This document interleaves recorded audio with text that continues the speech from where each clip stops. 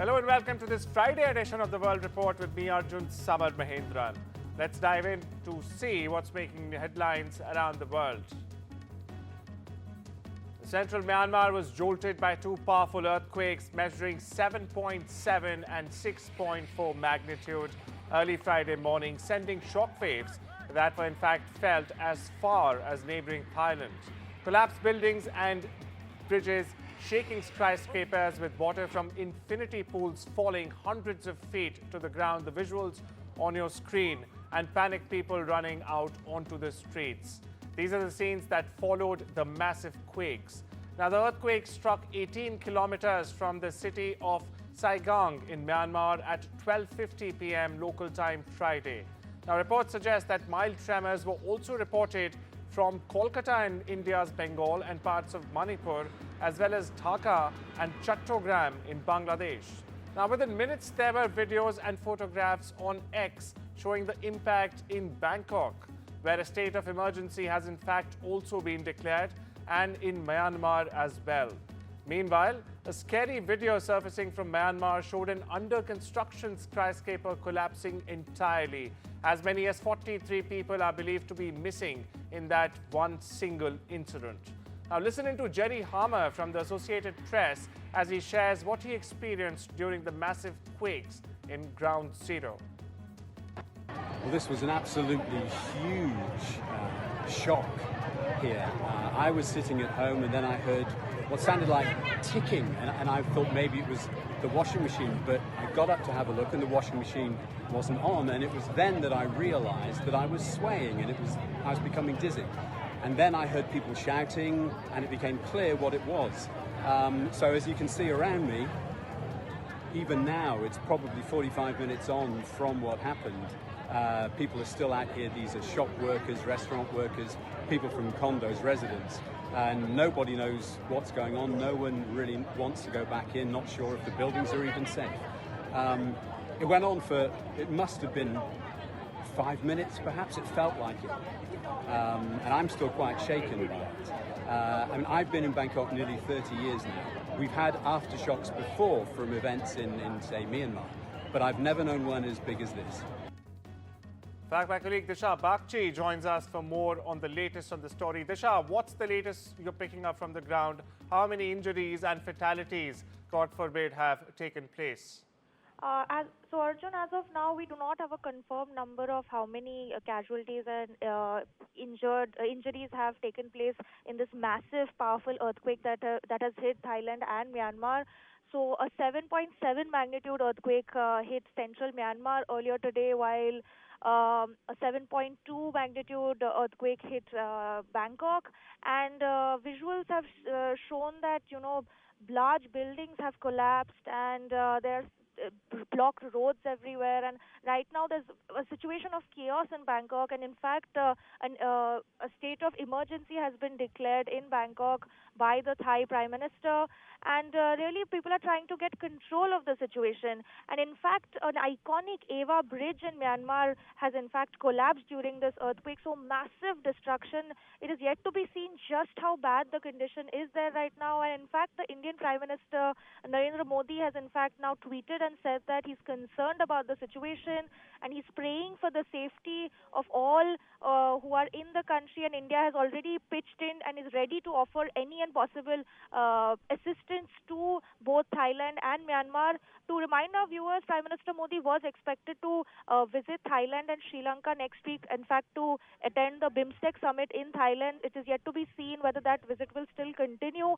given this massive earthquake and the level of destruction that we are seeing right now in the visuals that have come out from the earthquake. So it is yet to be seen just how bad the destruction is, and we'll keep you updated on as and when we get more details regarding the earthquake and the number of casualties and people injured. Back to you. So thank you so much for getting us the latest. Disha, for our viewers just joining in fact, central Myanmar has been jolted by two massive earthquakes measuring 7.7 and 6.4 magnitude. Not only Myanmar, Thailand's Bangkok, there's been widespread damage reported from Bangkok as well. And not only that, tremors have been felt as far as Manipur and Kolkata in India and Chattogram in Bangladesh.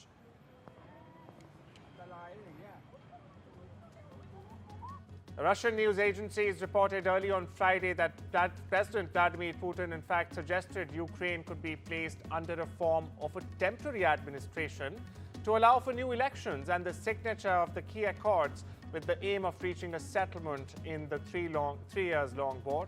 Putin also said he believed US President Donald Trump, who has improved ties with Moscow, sincerely wanted to end the more than 3-year conflict. Putin added that Russia was steadily moving towards the achievement of its goal in the conflict.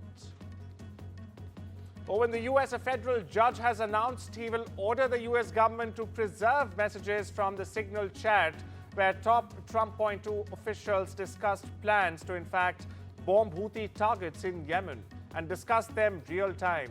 Now, the chat has since become the subject of a national controversy stemming from the accidental inclusion of a journalist, rather the editor-in-chief of the Atlantic magazine in the discussion, now which revealed sensitive military information as well. Meanwhile, on Thursday, Judge James Boasberg ruled that the administration of President Donald Trump must take measures to keep records of the full conversation between the 11th of March and the 15th of March, when the journalist had in fact access to the conversation on the Signal group. Moving northwards, Canadian Prime Minister Mark Carney has called President Donald Trump's new tariffs on auto imports unjustified and in violation, in fact, of Canada's existing trade agreement, and has also said that Ottawa would, in fact, impose retaliatory trade actions of our own. Speaking in Ottawa, Carney promised Canada's retaliation would have maximum impact in the United States and minimum impacts here in Canada. Meanwhile, Trump on Wednesday said that he was placing 25% tariffs on auto imports, and to underscore his intention, he also stated this is permanent. Now, Carney spoke after chairing his special cabinet committee meet on U.S. relations. Listen in. And our response to these latest tariffs is to fight, is to protect, and to build. We will fight the U.S. tariffs with retaliatory trade actions of our own that will have maximum impact in the United States and minimum impacts here in Canada. U.S. Vice President J.D. Vance is visiting Greenland on Friday following President Donald Trump's renewed push, in fact, for U.S. control over the Danish territory. Now, the trip, which has been scaled back after criticism, includes a visit to the U.S. military base at Tifuk, but skips a controversial dog sled race appearance that had angered Greenlandic and Danish authorities. Greenland's acting Prime Minister called the visit a provocation, while Denmark's Prime Minister has labelled it unacceptable. Now, the visit comes as Greenland's political landscape remains unsettled after recent elections, adding further to the diplomatic strain. U.S. Defense Secretary Pete Hegseth has reaffirmed Washington's ironclad commitment to the Mutual Defense Treaty with the Philippines. Speaking in Manila after meeting President Ferdinand Marcos Jr., Hegseth emphasized that the need for deterrence in the South China Sea due to rising tensions with Beijing. He conveyed President Donald Trump's strong support for the alliance, highlighting cooperation on economic and military fronts. Marcos also welcomed the visit, calling it a strong message of U.S. commitment to regional stability. Now, the trip is part of Hegseth's broader Asia tour amid growing geopolitical challenges. Reports suggest that the United States has paused contributions to the World Trade Organization, or the WTO, for 2024 and 25. This as U.S. President Donald Trump's administration ramps up efforts to cut or slash government funding. The Trump administration is retreating from global institutions it sees as at odds with its America First economic policies. The WTO had an annual budget of around $232 million in 2024, and the United States, in fact, was due to contribute about 11% of that budget based on a fee system that is proportionate to its share of global trade. In a major overhaul, the U.S. Department of Health and Human Services will lay off 10,000 workers. That's right, it'll lay off 10,000 workers and even shut down entire agencies. Now, this including the ones that oversee billions of dollars in funds for addiction services and even community health centers across the country. Health Secretary Robert F. Kennedy Jr. has criticized the department he oversees as an inefficient, sprawling bureaucracy in a video announcing the restructuring. Now, he faulted the department's 82,000 workers for the decline in America's health. Overall, the department will downsize to 62,000 positions, losing nearly a quarter of its staff, 10,000 jobs through layoffs, and another 10,000 workers who took early retirement and voluntary separation offers encouraged by President Donald Trump's administration. Public health experts, doctors, current and former HHS workers, and even congressional Democrats quickly panned Kennedy's plans, warning that they could in fact have untold consequences for millions of Americans dependent on the same. Australians will go to the polls on the 3rd of May for general elections, with high costs of living and a shortage of housing likely weighing against the government as Prime Minister Anthony Albanese's centre-left Labour Party seeks a second three-year term. Now, Albanese drove to Governor-General Sam Mostyn's official residence on Friday to trigger the election and even announce the date later at a news conference at the Parliament House. Listen in. Your vote has never been more important, and your choice has never been more clear. This election is a choice between Labor's plan to keep building or Peter Dutton's promise to cut. That is the choice.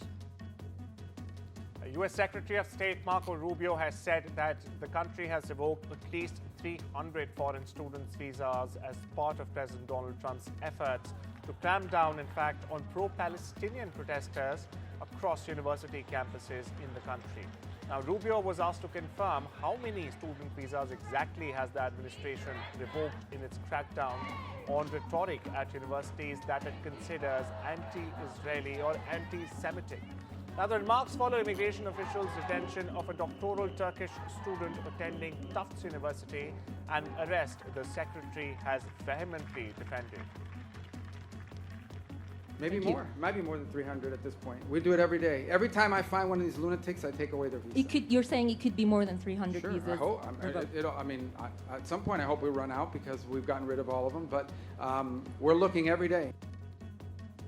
Steel magnate Lakshmi Mittal is considering leaving the UK in response to the Labour government's decision to in fact abolish the non-dom tax regime, making him one of the wealthiest business figures to potentially relocate, the Financial Times has reported. Now, Mittal, who's been based in the UK for nearly 30 years now, 3 decades, has told associates that his likely departure, in fact, is driven by the government's move to end tax exemptions for certain foreign income and gains, the report stated. Ranked 7th, in fact, on the Sunday Times rich list last year with an estimated £14.9 billion fortune, Mittal owns high-value properties across Europe, the US and Asia as well. Helicopters dumped water over a burning forest in South Korea on Thursday as fire crews struggled to contain the country's worst ever wildfires, which have already claimed 28 lives, forced at least 37,000 to flee their homes, and have destroyed thousands and thousands of structures and vehicles altogether. Now, multiple wildfires fueled by strong winds and dry weather have been raging across South Korea's southeastern regions since last Friday. The government has mobilized thousands of personnel, dozens of helicopters, and other equipment to, in fact, extinguish the blazes. But gusty winds are hampering their efforts. The fatalities include a pilot whose helicopter crashed during efforts to contain a fire Wednesday, and 4 firefighters and other workers who died earlier after being trapped by fast-moving flames. Meanwhile, authorities haven't disclosed details of civilian deaths except that they are mostly in their 60s or older who found it difficult to escape quickly or who even refused orders to evacuate. Officials suspect human error caused several of these blazing wildfires. It's time we step into a short break. I'll see you on the other side.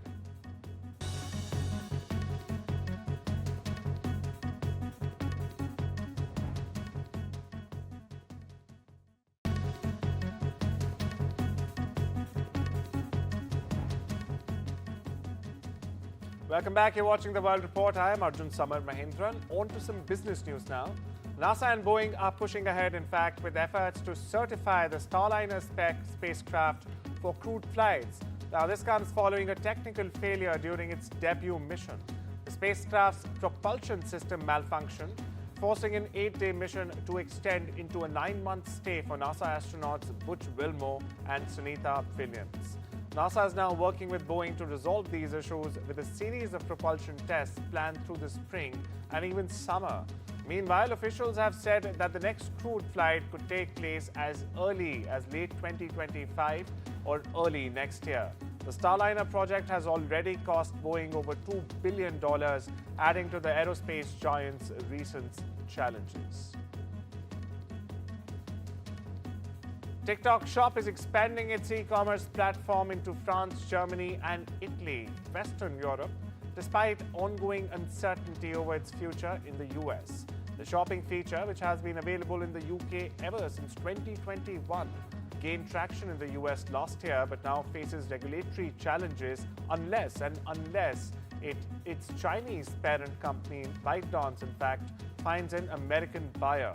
In Europe, the TikTok Shop is partnering up with major brands like Carrefour and cosmetics retailer Cosnova as it aims to onboard more local sellers. Executives have said that they expect a faster rollout in the UK, where initial adoption was slower due to the unfamiliar business model. The Nvidia-backed company CoreWeave has announced on Thursday that they are reducing the size of its IPO. The company is now selling 37.5 billion shares for $40 each, which is 23.5% less than what was originally planned. The sale is expected to raise about $1.5 billion in value CoreWeave at a staggering $23 billion on a fully diluted basis. Intel has announced that 3 of its board members will not seek re-election at the company's 2025 annual meeting, marking the latest shake-up in its leadership. Now, the retiring members include former Medtronic CEO Umar Ishraq, UC Berkeley Engineering Dean Shu-Jane King Liu, and former University of Pennsylvania professor Liza Lavizo Murray. The move is part of Intel's broader strategy under newly appointed CEO Lip Bhutan, who aims to refocus the company on semiconductor expertise. In recent months, in fact, Intel has appointed 2 industry veterans to its board, signaling a push to reclaim its leadership in the chip-making sector. The board will now shrink to 11 members. Toyota's global production rose for the second straight month in February, driven by a 16% increase in domestic output. The world's largest automaker also reported a 6% overall production boost, with Japan sales surging 28%. However, overseas growth remained modest at just 2%. The North American sales fell 7%, partly due to inventory shortages. Meanwhile, US President Donald Trump's newly announced 25% tariff on imported cars is raising concerns about supply chain disruptions and even potential economic impacts. In the world of sports, Novak Djokovic is only 2 wins away from his 100th career title after a hard-fought victory over Sebastian Corda at the Miami Open. The 24-time Grand Slam champion rallied from 5-2 down in the second set, stealing the win with an ace. Meanwhile, world number 1 Aryna Sabalenka stormed into her first Miami Open final with a dominant 6-2, 6-2 win over Jasmine Paolini. Meanwhile, Djokovic will face either Carlos Alcaraz or Daniil Medvedev in the semi-finals, while Sabalenka awaits a winner of Iga Swiatek versus Coco Gauff in the women's final. In the world of football, in the world of basketball, rather, the NBA is moving away from the mini tournament format used in the season's All-Star game. This after it failed to boost excitement for viewership. Commissioner Adam Silver admitted that the format was indeed a miss, with long breaks and a lack of intensity on the court. Viewership dropped 13% from last year, making it one of the least watched All-Star games in NBA's history. Now, the league is considering new ideas ahead of the next year's event in Inglewood, California, which will air during the Winter Olympics. Meanwhile, the NBA is also exploring the creation of a European basketball league in partnership with FIBA. Now, this proposed league would feature 16 teams, 12 permanent clubs and 4 rotating qualifiers, while no teams have been confirmed as of now. Reports suggest talks have been held with owners of European soccer giants Paris Saint-Germain and Manchester City. Silva has also mentioned that the NBA sees strong potential in Europe and is now moving into a more serious evaluation phase. However, the plan would still require approval from NBA team owners before moving forward. In the world of football, UEFA has opened an investigation into potential disciplinary breaches by several Real Madrid players following their Champions League match against Atletico Madrid.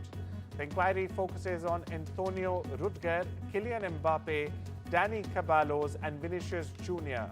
amid allegations of improper conduct during their post-match celebrations, Spanish media has been reporting.